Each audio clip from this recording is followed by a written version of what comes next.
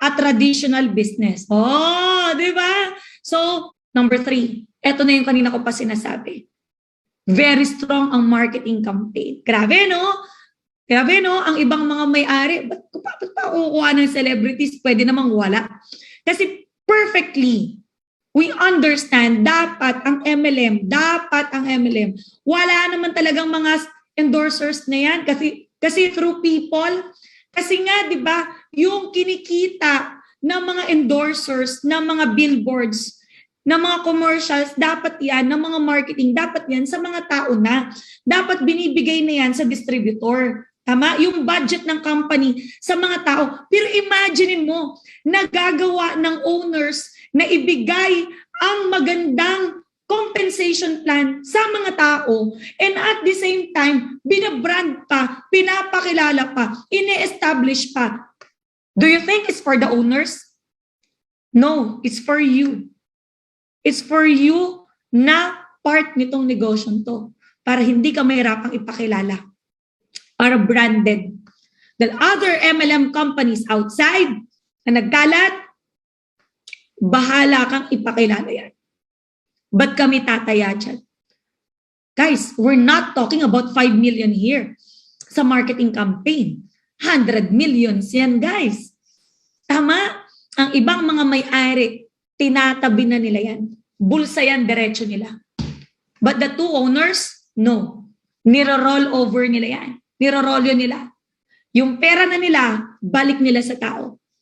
Grabe yung mga videos natin, pictures natin, marketing materials natin. And when you go back sa sinabi ko kanina, huge ba capital mo dito? I believe in it. And this JC here is just part of what you've paid for. Not to mention na ang kumpanya natin, MLM business outside, malalaman mo na pangmatagalan yung kumpanya at hindi putyo-putyo. You want to know why? Kasi nagtatayo. Or you want to know how? Kasi nagtatayo ng infrastructures. May sariling planta, may opisina, at higit sa lahat, kahit kanino mo ipagtanong. Kahit sa previous company, kahit sa ibang company, wala silang sariling IT company. Kumukuha pa ng IT yan sa labas. So kung bakit mabilis nag-adjust ang JC at sobrang lakas ngayon, bakit? Kasi sarili ang IT. Ang may-ari rin ng IT ng Cloud Panda ay JC rin, which is you cannot find in a regular MLM company outside. Other MLM companies kaya hirap nakasabay ngayong pandemic kasi anything na gusto nilang i-adjust sa online, mahabang discussion, bidding, mahabang usapan. Ang tagal, budget pa yan ko-consider nila. But JC, sila ang may-ari, kasi IT graduate sila, anything na gusto nila i-adjust, pagandahin, walang issue sa budget kasi sa kanila ang may-ari. In-house. What's in it for you? Nasa matinukang kumpanya na nag-i-innovate at napapanahon. Binigay lahat.